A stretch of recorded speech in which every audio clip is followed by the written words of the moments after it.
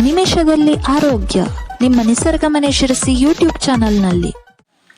ಎಲ್ಲರಿಗೂ ನಮಸ್ಕಾರ. ನಾನು ಡಾಕ್ಟರ್ ವೆಂಕಟೇಶ್ ಗಾಂವ್ಕರ್, ವೇದ ಆರೋಗ್ಯ ಕೇಂದ್ರ, ನಿಸರ್ಗ ಮನೆ ಶಿರಸಿ ಆಯುರ್ವೇದ ವೈದ್ಯ. ವೀಕ್ಷಕರೇ, ನಿಮಗೆಲ್ಲರಿಗೂ ನಿಮಿಷದಲ್ಲಿ ಆರೋಗ್ಯ ಕಾರ್ಯಕ್ರಮಕ್ಕೆ ಹೃತ್ಪೂರ್ವಕ ಸ್ವಾಗತ.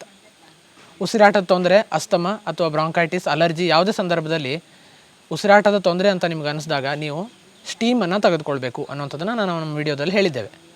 ಸೊ ಆ ಸ್ಟೀಮ್ ತೆಗೆದುಕೊಳ್ಳೋ ವಿಧಾನ ಹೇಗೆ, ಯಾವ ವಿಧಾನದಲ್ಲಿ ತಗೊಂಡ್ರೆ ಅದು ಕರೆಕ್ಟಾಗಿ ಕೆಲಸ ಮಾಡ್ತದೆ ಅನ್ನೋದನ್ನು ನಾನು ಈ ವಿಡಿಯೋದಲ್ಲಿ ತಿಳಿಸ್ಕೊಡ್ತೇನೆ. ಅದಕ್ಕಿಂತ ಮುಂಚೆ ನೀವು ನಮ್ಮ ಯೂಟ್ಯೂಬ್ ಚಾನಲ್ನ ಸಬ್ಸ್ಕ್ರೈಬ್ ಮಾಡಿ, doctor Hegde's health tips WhatsApp ಗ್ರೂಪನ್ನು ಜಾಯ್ನ್ ಆಗಿ ಉಚಿತವಾಗಿ ಹೆಲ್ತ್ ಟಿಪ್ಸನ್ನು ಪಡ್ಕೊಳ್ಳಿ.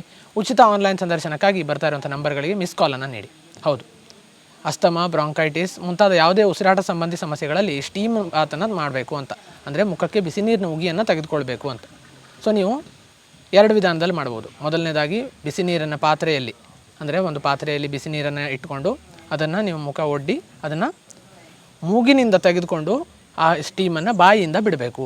ಜಸ್ಟು ಆ ಬಿಸಿ ನೀರಿನ ಪಾತ್ರೆಗೆ ಮುಖವನ್ನು ಹೀಗೆ ಒಡ್ಡು ಬಿಟ್ಟರೆ ಏನೂ ಉಪಯೋಗ ಆಗೋದಿಲ್ಲ. ಸೊ ಆ ಸ್ಟೀಮನ್ನು ನೀವು ಅಂತ ಅಂದರೆ ಮೂಗಿನಿಂದ ಒಳಗೆ ಎಳ್ಕೊಂಡು ಬಾಯಿಯಿಂದ ಬಿಡಬೇಕಾಗ್ತದೆ. ಆವಾಗ ಅದು ಸ್ಟೀಮ್ ತೆಗೆದುಕೊಳ್ಳುವ ಸರಿಯಾದ ವಿಧಾನ. ಇದು ನಿಮಗೆ ಅತ್ಯುತ್ತಮ ಪರಿಣಾಮವನ್ನು ನೀಡುತ್ತದೆ.